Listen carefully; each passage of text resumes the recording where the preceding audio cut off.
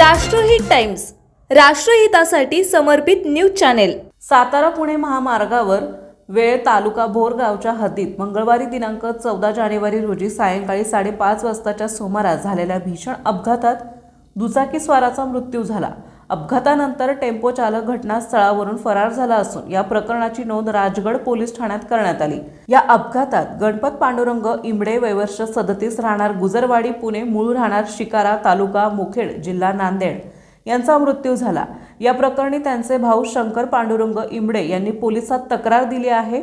मिळालेल्या माहितीनुसार Hyundai showroom समोर महामार्गावर आरोपी विवेक विजय गवळी राहणार वारजे माळवाडी पुणे हा त्यांच्या ताब्यातील 3 चाकी टेम्पो साताऱ्याकडून पुण्याच्या दिशेने भरधाव आणि निष्काळजीपणे चालवत होता। रहदारीचे नियम धाब्यावर बसवत गवळीने पुण्याकडे जाणाऱ्या गणपत इमडे यांच्या शाईन दुचाकीला जोरदार धडक दिली। या धडकेत इमडे गंभीर जखमी झाले। त्यांना तातडीने उपचारासाठी रुग्णालयात दाखल करण्यात आले, मात्र उपचारादरम्यान त्यांचा मृत्यू झाला। अपघातानंतर टेम्पो चालकाने कोणतीही मदत न करता घटनास्थळावरून पळ काढल्याचं तक्रारीत नमूद करण्यात आलंय।